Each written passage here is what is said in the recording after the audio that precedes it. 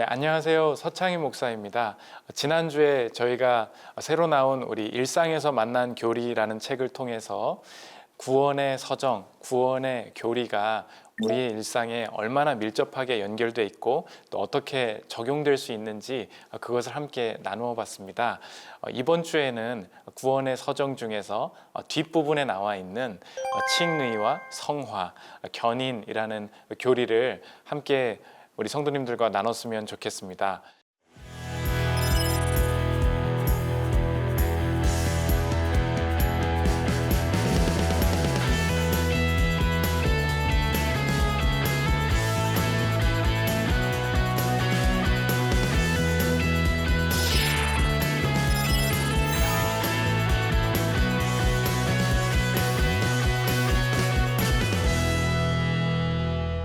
부르심, 회개, 거듭남 이런 것들은 그래도 익숙한 단어라고 할 수 있는데 칭의 이런 단어들은 알 듯하고 모를 듯하고 좀 헷갈리는 그 단어가 되는 것 같아요.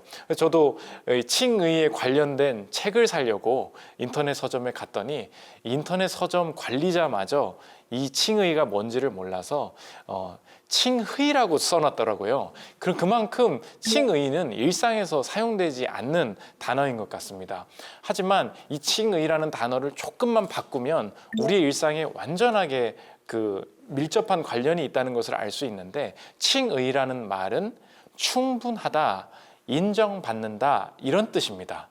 충분하다, 인정받는다 이렇게 바꾸면 사실 우리의 모든 인생이 직장에서 내가 인정받기 위해, 내가 이 회사를 들어가기 위해 충분한 존재인지 이런 단어들을 우리가 많이 쓰잖아요. 그러니까 이 칭의를 충분하다, 인정받는다 이렇게 해석하면은 하나님께서 우리에게 알려주신 이 교리의 신비를 훨씬 더 잘 이해할 수 있습니다. 그래서 칭의라는 것은 하나님 앞에서 내가 예수 그리스도의 공로를 통해 은혜를 입기에 충분한 존재가 되었다. 자녀로서 인정받는 존재가 되었다. 그렇게 이해하면은 좋을 것 같습니다. 이 칭의라는 것은 나의 상태, 내가 지금 컨디션이 좋은지 나쁜지랑 전혀 상관이 없고 이 선언적인 이야기다. 이것을 이해를 해야 되는데 요 공무원 시험의 예를 들어보면 좋을 것 같습니다. A라는 친구가 있고 B라는 친구가 있었습니다. 둘 다 열심히 공부를 했는데 A라는 학생이 훨씬 더 탁월한 학생이었어요. 그래서 A는 무조건 거의 합격이 예상돼 있었고 B는 간당간당했습니다. 그래서 A는 열심히 나는 무조건 될 거야 라고 하는데 시험 당일날 시험을 쳐보니까 그날 컨디션이 안 좋았는지 A는 결과를 보니까 똑 떨어졌고 B는 너무 높은 점수로 합격을 한 거예요. B는 너무 좋아하는데 A의 표정이 일그러집니다. 이 A가 참다 못해서 이 출제하는 기관에 전화를 한 거예요. 아니, 날 뭘로 보냐고. 나는 원래 평소의 상태, 평소의 성적이 훨씬 좋은 학생이라고. 저 B 내가 공부 안 하는 거 아는데 저 친구는 원래 지식도 없고 이 시험 보는 당일날 그 조금 몇 개 잘 맞아서 합격한 거라고. 내가 훨씬 상태가 좋으니까 실력이 좋으니까 나를 뽑는 게 맞습니다 라고 이 공무원 시험 출제자한테 전화를 했다는 것입니다. 공무원 시험 출제자라면 뭐라고 대답하시겠어요? 무슨 이상한 소리를 하고 있냐고 당연히 그러시겠죠. 그 대답이 바로 이것입니다. 당신의 상태가 어떤지는 전혀 중요하지 않습니다. 당신의 지금 실력이 어떤지도 전혀 중요하지 않습니다. 저희 공무원은 어떻게 뽑냐면 그 시험에 좋은 성적으로 합격해서 합격하기 충분한 점수인지 그렇지 않은지, 그래서 합격인지 불합격인지 그 선언적인 결과를 통보해주는 그 판단만 중요한 거지, 그 판단을 한 다음에 당신이 성적이 떨어지든 실력이 줄어들든 우리는 그거는 상관할 바가 아닙니다. 당연히 이렇게 말을 하겠죠. 이렇게 생각을 하면 칭의는 우리의 삶에 너무 가까이 들어와 있는 개념이 된다는 거예요. 칭의를 뭐라고 말씀드렸죠? 충분하다, 인정받는다. 그러니까 상태는 상관없는 거예요. 예수 그리스도의 이 보혈을 근거로 하나님께서 내 삶에 합격이다, 불합격이다. 너는 복을 받을 존재다, 내 은혜를 입을 존재다. 그 선언적인 판단만 중요하다는 것입니다. 그래서 신학적으로는 이걸 법정적인 선언이다 이야기해요. 이 법정적인 선언을 아무도 내 상태가 안 좋다고 해서 하나님이 이 선언을 철회하신다거나 없던 일로 합격인데 불합격으로 한다거나 이런 일들이 전혀 일어나지 않는다. 이것이 이 칭의에 숨겨진 비밀이 된다는 것입니다.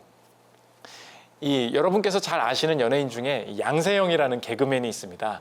양세형 개그맨이 사실 성년이 되기 전부터 청소년 때부터 너무 대학로에서 인기몰이를 하고 다녀서 청소년 때부터 개그맨 일을 열심히 했던 사람입니다.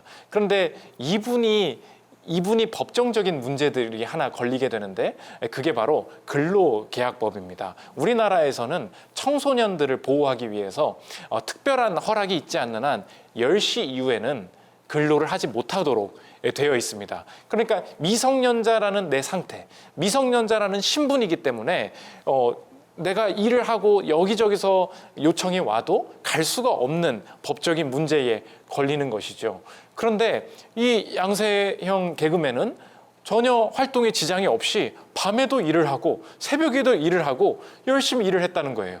그래서 어떤 변호사분이 보니까 이거 불법적인 일을 하는 거 아닌가라고 봤더니 불법이 아니었어요. 알고 보니까 근로계약법이 아니라 다른 법이 하나 있었습니다. 이 양세형이 체결했던 소속사와 체결했던 법은 근로계약이 아니라 전속계약이었던 거예요.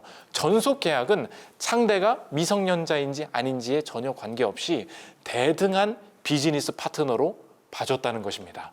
그러니까 이 사람이 미성년자인 거 관계없다는 거예요. 새로운 법정적인 관계, 새로운 이 전속계약이 체결되면 미성년자더라도 밤에도 일할 수 있게 되는 거죠.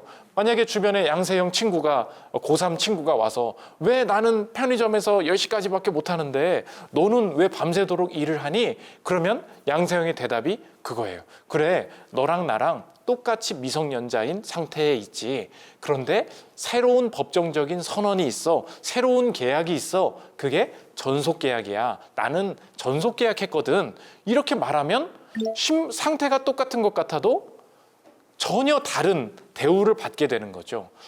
우리의 하나님 앞에서의 모습이 이것과 똑같다는 것입니다.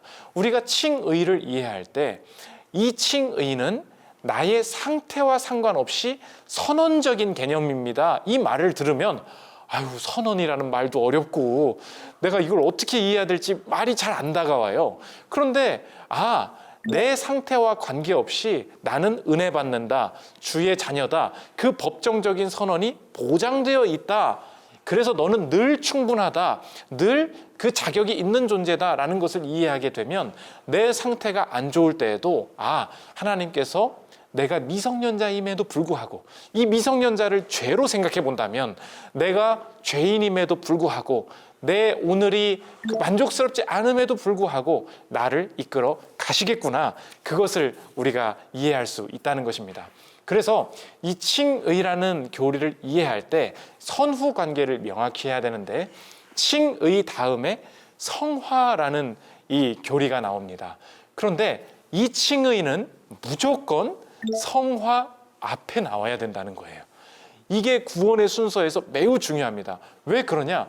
우리가 보통 신앙생활을 하게 되면 하나님께서 나를 충분하다라고 인정을 하실 때 성화가 된 다음에 조금 더 나아지면 그 다음에 나를 충분하다라고 인정해 주실 것 같은 느낌이 듭니다. 그래서 성화 다음에 하나님이 충분하다, 칭의, 이게 오는 거겠지 이렇게 생각을 합니다.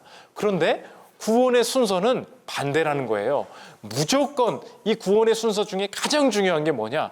이 칭의는 무조건 성화 앞에 와야 된다는 거예요. 여기에 메시지가 있습니다. 내가 성화되기도 전이에요. 그런데 내 상태를 근거로 나에게 합격을 주시는 게 아니고 예수 그리스도의 보혈의 공로를 의지하여 내가 무엇을 잘 하지도 않았는데 나는 죄악된 인생일 뿐인데 나보고 말씀하셔서 너의 인생에 하나님의 은혜가 있을 것이다. 너는 죄사함을 받았다. 너는 충분한 존재다. 먼저 말씀, 먼저 선언을 해 주신다는 것입니다.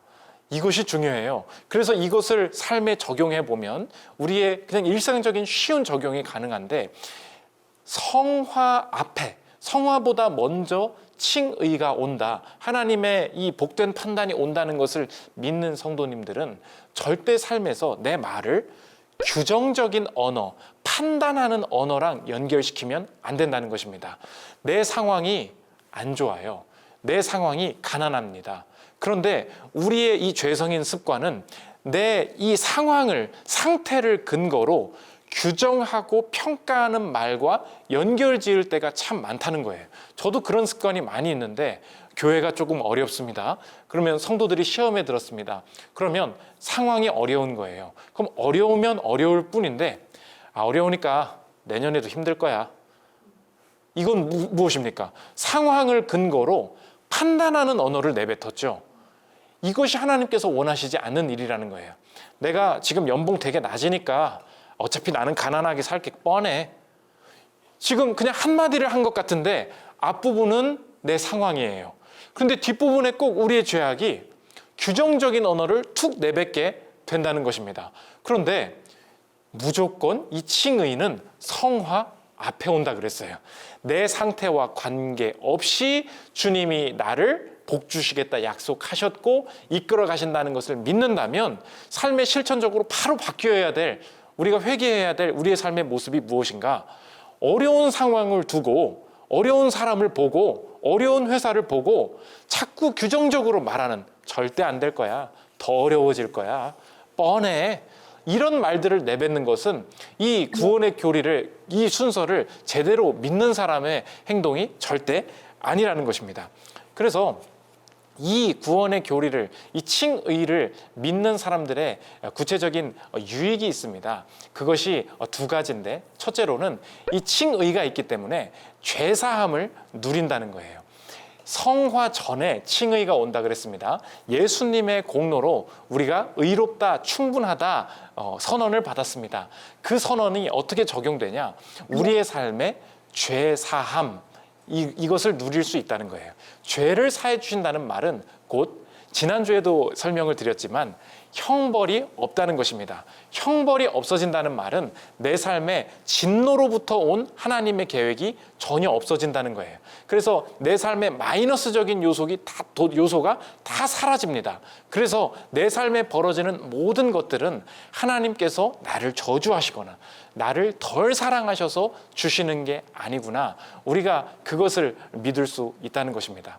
제가 처음에 이 교리를 공부하면서 또 목회자로 들어서면서 가장 저를 힘들게 했던 것이 저의 개인적인 가정의 가난이었습니다. 그런데 가난하다 보니까 삶의 목표가 생겼습니다. 나는 칭의가 충분하다 그랬죠. 내 인생이 충분해지고 주변 사람이나 하나님 앞에 인정을 받으려면 내 나름의 칭의의 방식이 있었어요. 그게 뭐냐면 충분히 돈을 벌어야겠다. 그래서 제가 개척교회를 하게 되었는데, 개척을 하기 전에도 직장을 3년을 다니고 있었는데 어머님께서 저한테 조용히 다가오셔서 말씀하셨습니다. 아니, 서창희 전도사, 아들 5년만 더 일하면 안 되겠니? 5년만 더 벌면 훨씬 더 충분해질 텐데, 이제 그 말씀을 주셨어요. 그런데 그때 고민이 들었습니다. 이렇게 산다고 해서 5년을 더 번다고 해서 충분할 날이 오는가? 제 마음속에는 이 목회를 할 때 가난이라는 요소가 저의 죄 같은 모습이라고 생각을 했어요. 죄가 무엇입니까? 형벌이잖아요. 이것 때문에 행복이 없어질 것이다. 이것 때문에 불행해질 것이다. 그러니까 하나님께서 원하시는 충분한 모습의 마이너스적인 요소라고 생각을 했습니다. 그런데 교리를 공부하고 나니까 내 삶의 이 마이너스적인 요소들이 절대 형벌이 아니라는 거예요. 그래서 제가 가지고 있던 이 가난의 형편을 하나님께서 내게 주신 형벌로 받아들이지 않게 되었습니다. 하나님께서 이끄실 게 있겠지. 그리고 나서 목회를 시작했는데 제 눈에 가난한 성도들이 눈에 들어와요. 저 성도가 왜 아파하는지 이해가 돼요. 저는 가난이 형벌이라고 생각했습니다. 근데 하나님께서는 분명히 죄 사함을 받았다, 충분하다라고 말씀해 주셨어요. 이 칭의가 먼저 있었습니다. 그러다 보니까 그것을 믿고 제 길을 가니까 내가 부족한 것 같은 이 모습 속에도 이것이 부족함이 아니요, 내 삶의 플러스가 되는 모습임을 제가 경험할 수 있었다는 것입니다. 두 번째로 이 칭의를 믿는 사람들이 누리게 되는 유익은 이 양자됨입니다. 이 죄사함은 내 삶의 형벌, 마이너스적인 요소가 없어지는 것이지만 양자됨이라는 이 교리는 내 삶의 플러스적인 요소입니다. 내가 이제 죄는 용서해 주셨지만 앞으로 어떻게 사느냐에 따라서 하나님께서 나를 복 주실 수도 있고 복을 안 주실 수도 있고 우리가 이러한 어려움에 사로잡히게 됩니다. 그런데 구원의 풍성함의 또 다른 선물은 무엇이냐면 내 마이너스적인 요소만 가져가실 뿐만 아니라 예수님의 공로, 예수님이 순종하신 그 공로도 내게 다 주신다는 거예요. 그래서 내 삶을 하나님께서 어떻게 대하시느냐, 오늘 이 구절을 기억하시면 됩니다. 하나님께서는 내 삶을 예수님을 대하셨던 똑같은 방식으로, 예수님을 대하시는 방식으로 오늘 나를 대하고 계신다. 이것이 양자됨이에요. 내 아들로서, 자녀로서 나를 대하고 계시다. 이것을 알 수 있다는 것입니다. 오늘도 여러분의 삶에 펼쳐지는 이 고난들이 이제 다시 해석되게 되는데, 나는 충분하다, 인정받는다라는 그 칭의의 선언을 받은 존재입니다. 그러면 나는 이제 양자된 존재예요. 예수님께 주실 복을 모두 내게 주시기로 약속된 존재가 되는 것입니다. 그러니까 내가 당면하는 모든 고난들도 내 삶에 복이 되겠구나, 내 삶에 긍정적인 그 영향을 미치겠구나, 이렇게 확신할 수 있다는 것입니다. 그래서 이 양자됨을 믿는 사람들이 구체적으로 삶에 변화되어야 될 삶의 모습이 무엇인가? 내 지난날의 과거를 복구하기 위해서 내 삶을 사용하면 절대 안 된다는 것입니다.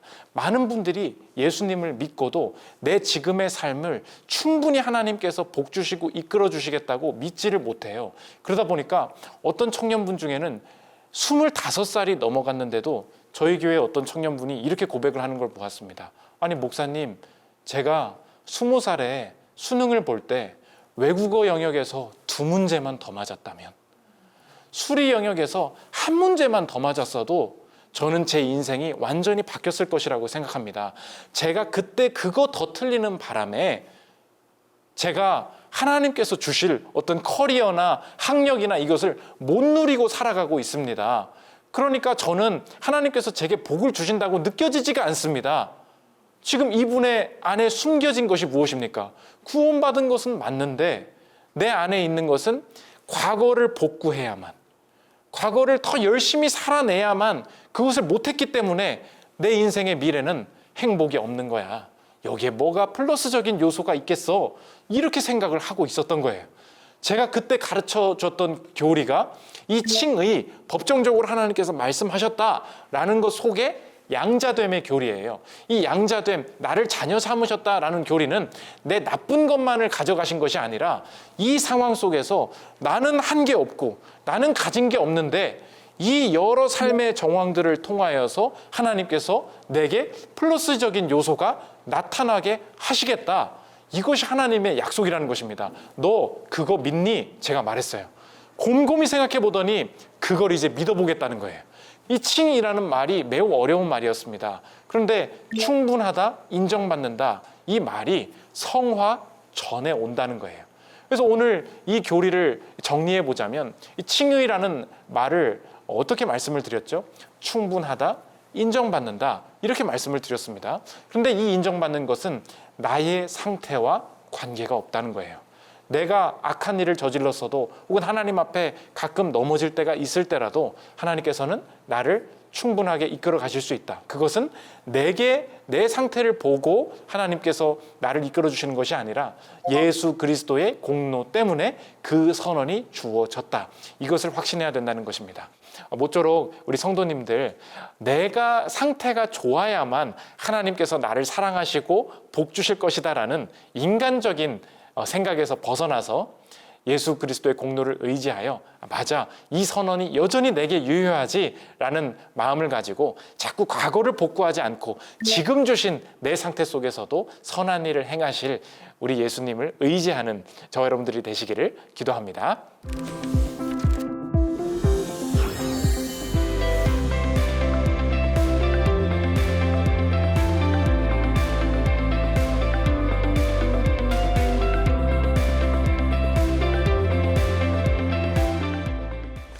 네, 구원의 서정 속에 있는 교리를 차례대로 살펴보고 있습니다. 칭의에 비하면 성화는 훨씬 다가오고 이해가 되는 단어입니다. 당연히 신앙생활을 시작하면 하나님의 뜻대로 성화되어 가야지, 이런 마음 누구나 가질 수 있습니다. 하지만 성화만큼 삶에서 직접적으로 갈등에 부딪히고 또 내 자신의 한계에 부딪히는 것만큼 어려운 교리가 없는 것 같아요. 성화되어야죠. 문제는 잘 성화되지 않는다는 것입니다. 내 안의 한계를 보기도 하고 또 잘 변하지 않는 저 옆의 성도, 내 가족, 과연 성화될까? 그런 갈등, 고민들도 당연히 많이 있습니다. 근데 복음은 좋은 소식인데, 그러면 이 복음 안에 있는 교리 중에 이 성화도 분명히 좋은 소식이어야 됩니다. 근데 성화를 하려는데 이제 이 성화라는 말이 좋게 들리지가 않아요. 내가 변화되지를 않다 보니까 성화를 들을수록 계속해서 부담을 느끼고 거부감이 느껴지고 나는 어차피 안 돼, 이런 말씀까지 하시는 성도들을 들어봤습니다. 그렇다면 이 성화는 그 사람들에게는 좋은 소식이 아닌데 어떻게 하면 이 성화가 우리에게 좋은 소식으로 다가올 수 있을까? 이 성화를 이해하려면 두 가지 개념을 구분해야 되는데, 이 죄에는 죄의 책임이 있고 죄의 오염이 있습니다. 이 두 가지만 이해를 해도 성화가 이렇게 기쁜 것이고 우리에게 특권이구나, 이것을 알게 됩니다. 죄의 책임이라는 것은 죄를 지었기 때문에 따르는 형벌입니다. 내가 큰 죄를 지면 경찰서에 가죠. 내가 고소를 당하기도 하죠. 그래서 처벌을 받습니다. 그 형벌인데, 우리가 하나님 앞에서 저지른 죄가 있습니다. 그러면 이 죄에 대한 형벌을 받아야 되는데, 이 형벌은 분명히 예수님께서 가져가셨다 말씀을 드렸습니다. 그게 속죄죠. 예수님께서 속죄하셨기 때문에 내 삶에는 무조건 형벌이 없습니다. 이게 맞아요. 그런데 아니 목사님, 나 또 죄 지었는데요, 죄의 형벌이 또 생기는 거 아닙니까? 내 죄가 없어지지를 않습니다. 이런 고민이 참 많이 들어요. 근데 죄의 형벌은 정말 없어졌습니다. 이게 예수님의 공로입니다. 그런데 죄의 오염은 아직 남아 있다는 거예요. 이것을 쉽게 예를 들면 제 아들 이야기를 해야 되는데, 제 아들이 이제 4살 됐습니다. 그러다 보니까 요즘 단 거 좋아하고 아이스크림 먹겠다고 난리를 치고 있는데, 어느 날 아이스크림 콘을 이제 쥐어주고 조심스럽게 먹으라고 했는데, 이거를 입에 대지 않고 차갑고 촉감이 부드럽고 좋으니까 손으로 만지고 얼굴에다 묻히고 던지고 방바닥에 바르고 다니고 난리를 부리게 된 걸 제가 설교 준비를 하다가 나중에 알게 된 거예요. 너무 화가 나서 화를 내야 되는데 제가 예수님의 마음을 가져야 되지 않습니까? 그래서 너 누가 이렇게 아무데나 묻히고 놀을 했어? 그렇게 이제 한 다음에 내가 원래 이제 아빠로서 형벌을 내려야 되죠. 형벌은 이런 것입니다. 너 오늘은 TV 못 봐. 너 오늘은 밥이 없어. 그러면 이 아들이 저지른 죄에 대한 형벌이 있는 것입니다. 그런데 저는 사랑이 많은 아빠이기 때문에 너에게 혼내지 않을게. 너 형벌은 없어. 너 이 잘못한 것 때문에 내가 TV 못 보게 하거나 그런 형벌을 주지는 않을게. 그런데 제가 추가적으로 이야기를 했어요. 아들, 이거 아빠가 혼 안 낼 텐데 얼른 가서 씻고 와. 이렇게 이야기했어요. 너 이거 가만히 두면 엄청 찐덕거리고, 너 이거 가지고 이것저것 짚고 다니면은 이것저것 집어먹고 그러면 네 건강도 안 좋고 너 장난감을 가지고 집어도 다 끈적거릴 거야. 얼른 가서 씻고 와. 그랬더니 싫어 그러는 거예요. 여기에 성화의 비밀이 있다는 것입니다. 성화는 무엇이냐? 죄의 형벌은 예수님이 이미 가져가셨어요. 죄의 오염은 남아있기 때문에 이 오염을 제거할수록 손도 상쾌해지고 무엇을 짚고 무엇을 먹어도 훨씬 더 즐거워질 거야. 손을 씻으라는 아버지의 초청, 깨끗해지라는 아버지의 초청, 그것이 바로 성화가 된다는 것입니다. 근데 아들이 오해를 하고 아빠가 나를 고생시키려나 봐. 아빠가 분명히 나를 힘들게 만들려나 봐. 왜 손을 씻으라는 건지 모르겠어. 그래서 아빠 말을 안 듣습니다. 끈적끈적한 손을 가지고 음식을 집어 먹습니다. 근데 배가 아프기 시작해요. 또 오해를 하는 거예요. 아빠가 이 음식에 나쁜 걸 집어넣나 봐. 그러니까 이렇게 배가 아프지. 손에 뭐가 이렇게 묻어 있는지 모르겠어. 죄의 오염을 씻지 않고 살아가니까 죄의 형벌은 없어요. 그런데 살아갈수록 뭐가 이상해요. 만족이 없어요. 뭐가 이렇게 붙어 있는 것 같아요.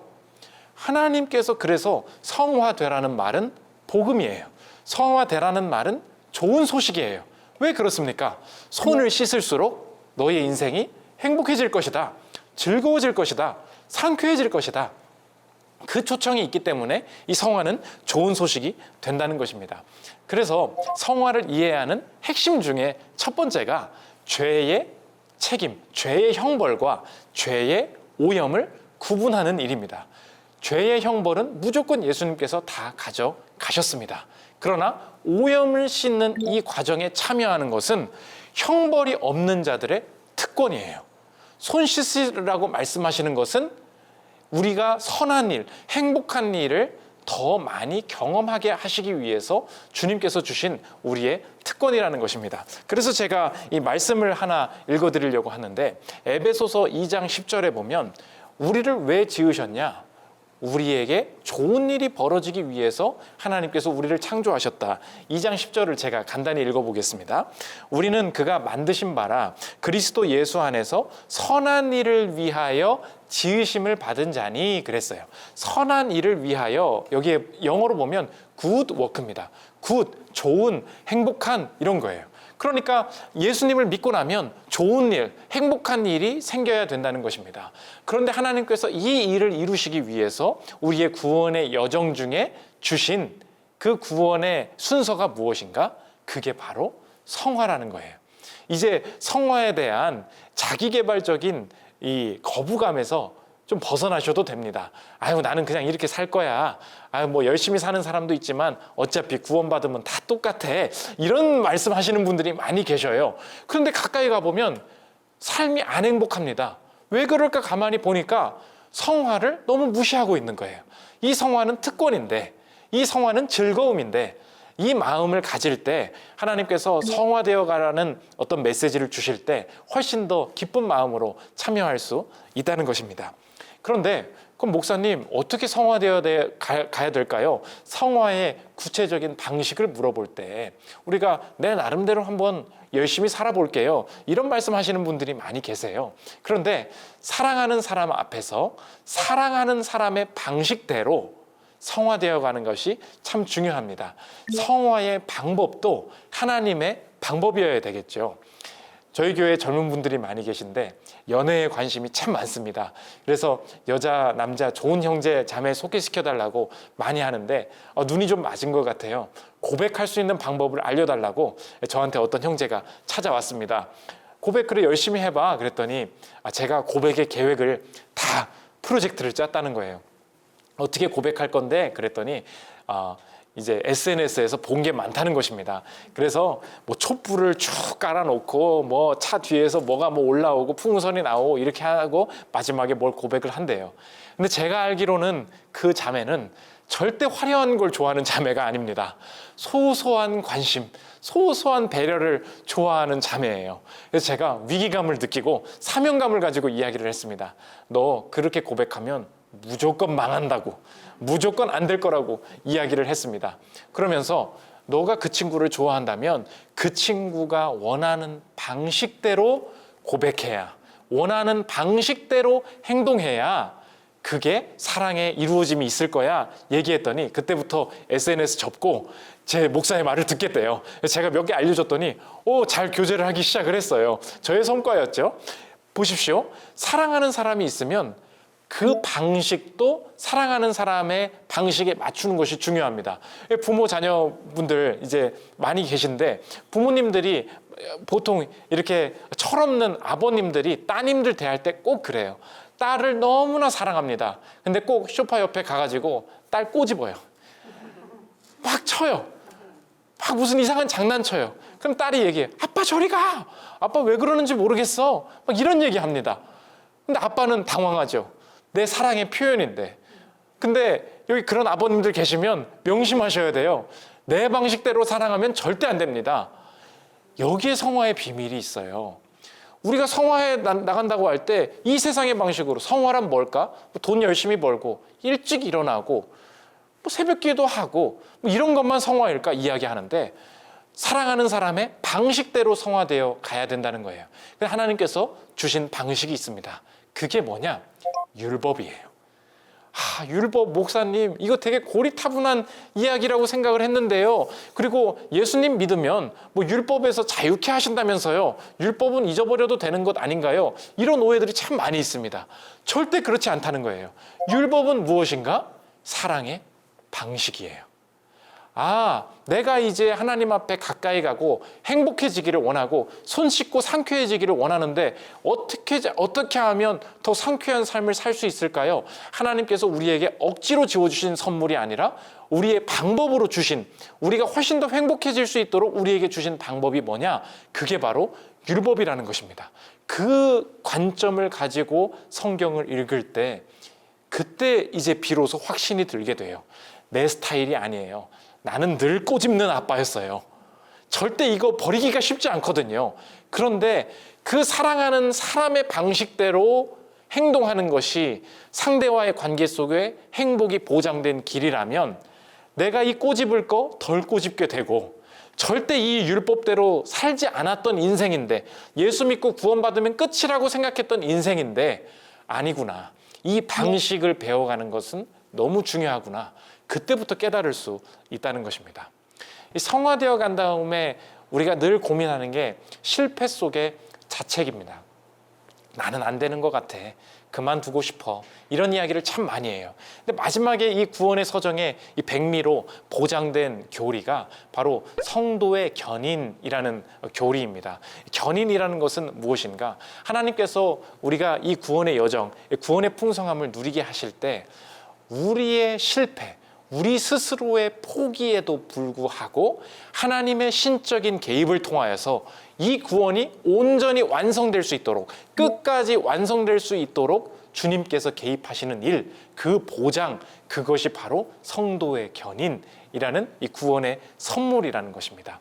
우리가 아무리 실패해도 아무리 스스로 포기하려고 할 때에도 주님께서 여러 가지 개입을 통해서 우리의 마음과 성품과 상황을 바꾸어 가시면서 나는 내 스스로를 포기하고 싶지만 내 스스로의 노력을 그만두고 싶지만 하나님께서 다시 마음에 개입하시고 다시 작용하시고 역사하셔서 내게 계획하신 이 구원의 풍성함이 완성될 수 있도록 나를 일으켜 주시겠다. 그것이 이 성도의 견인이라는 교리의 선물이라는 것입니다. 그래서 마약 중독, 알코올 중독에 빠진 이 아들을 가진 어머님이 계셨습니다. 신앙이 있으셨는데 도저히 이 아들이 변화될 것 같지 않았던 거예요. 근데 신앙생활을 열심히 하면서 하나님께서 자신 안에 아들을 향해서 주신 확신이 있었다는 것입니다. 그게 견인 교리였어요. 겉으로 볼 때는 이 친구가 중독에 빠져 있는데 그 마음속 영혼 깊숙한 곳에 그 영혼, 순수한 영혼, 성화된 영혼, 깨끗한 영혼이 아직 살아있구나. 하나님이 저 안에서 일하고 계시구나. 내가 이 겉으로 보는 아들에 속지 않겠다. 언젠가는 주님께서 이 안에 보존해 놓으신 하나님과 관계 맺는 중독을 벗어난 이 아들이 저 내면에 살아있다. 나는 그 아들을 바라보고 이 아들을 계속 사랑하겠다. 그때부터 이 아들에 대한 끊임없는 소망이 생기고 끊임없이 이 구원의 여정을 계속해 나갈 수 있었다는 것입니다. 그래서 이 견인 교리는 무너졌을 때 아무것도 소망이 없을 때도 붙들 수 있는 유일한 소망이 된다는 거예요. 이 마지막 질문이 드는데 아니 목사님 교회에서 구원은 결국은 하나님께서 완성하신다, 하나님께서 보장하신다는 말을 들으니까 성도들이 다 타락하더라는 거예요. 어차피 죄 지어도 구원받고 대충 살아도 구원받게 하실 거면 아니 열심히 성화될 필요가 뭐가 있습니까? 이런 말들을 여기저기서 들으면서 목사님 저는 이제 타락하러 갑니다. 예배 안 드려도 목사님 구원 받을 거라는 걸 자기는 확신한다는 거예요. 이거 오해 아닙니까? 당연히 오해죠. 그러면 견인 교리를 그만 가르쳐야 되는 거 아닙니까? 이런 말씀도 하시는 분들이 있어요. 절대 그렇지 않습니다. 이 견인 교리를 제대로 이해하면 오히려 끝까지 순종하고 성화되어 갈 수 있는 열정이 생기게 된다는 거예요. 가장 쉬운 비유가 결혼식입니다. 성경에서는 우리 구원받은 성도들의 마지막을 결혼식에 비유하죠. 우리가 그리스도의 신부, 혼인잔치, 어린 양의 혼인잔치가 벌어진다, 이 말씀을 합니다. 그만큼 마지막에 결혼식이 앞두고 있다는 거죠. 그런데 우리가 실제로 결혼하는 이 청년들을 한번 바라보십시오. 제가 우리 교회에서 결혼하는 분들을 보고 견인교리를 제대로 이해하면 절대 함부로 살 수 없다는 것을 확신하게 되었습니다. 결혼이 정해졌습니다. 얼마 남지 않았습니다. 파혼이 될 가능성은 많지 않습니다. 어차피 정해진 결혼식입니다. 그러면 신랑 신부가 대충 살 줄 알았어요. 그런데 마지막 날까지 신부가 다이어트 하겠다고, 몸매 관리해야 된다고, 피부 관리해야 된다고, 남자 형제는 헬스장 가가지고 열심히 근육 만들고 있고요. 이 신부는 끝까지 이 다이어트 식단 유지해야 된다고 저랑 마지막으로 결혼식을 준비하는데도 저는 열심히 먹고 있는데 신부는 끝까지 안 먹고 다이어트 해야 된다는 모습을 봤어요. 어차피 정해진 일 아닐까요? 그런데 이 형제 자매들이 왜 이렇게 열심히 하고 있을까? 마지막의 영광, 그 마지막이 내 인생의 행복이고 그 마지막이 내 인생의 진짜고 내 인생의 마지막 의미가 거기에 있다는 것을 확신하는 사람들은 마지막이 정해져 있다고 해서 그것을 내팽개치지 않더라는 거예요.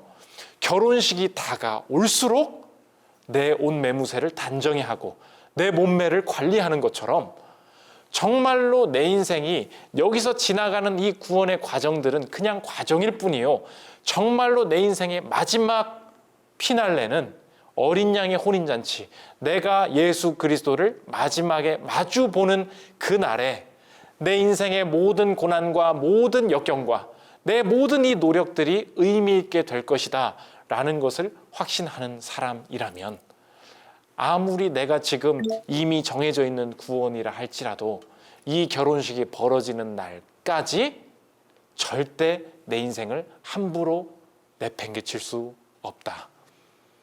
이 분명한 열정이 끊임없이 생기는 것이 바로 이 견인 교리라는 것입니다.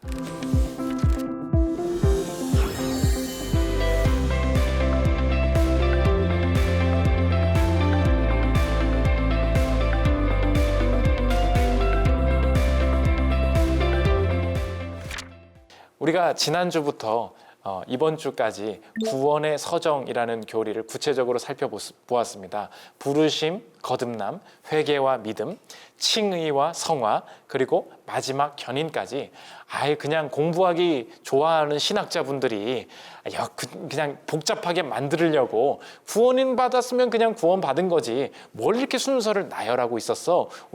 저도 목사가 되기 전에는 그렇게 생각했고 교리라는 것이 고리타분하고 삶과는 전혀 연관이 없는 내용으로 생각을 했었습니다.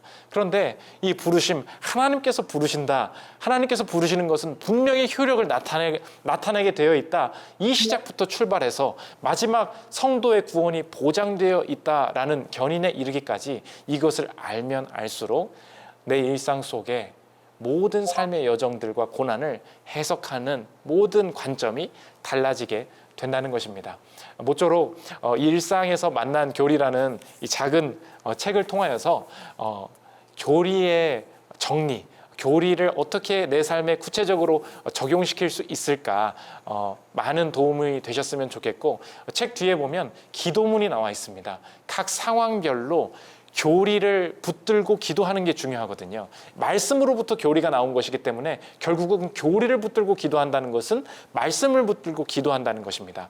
내가 직장에서 연봉이 쉽게 오르지 않을 때, 사랑하는 사람과 헤어졌을 때, 내 외모가 마음에 들지 않을 때, 이런 정말로 구체적인 상황 속에서 어떤 교리를 붙들고 어떻게 기도해야 될지 아주 쉬운 기도문들도 많이 수록되어 있으니까 이 교리를 통하여서 또 이 책을 통하여서 신앙생활이 또 기도생활이 훨씬 더 풍성해지시는 기회가 되셨으면 좋겠습니다. 감사합니다.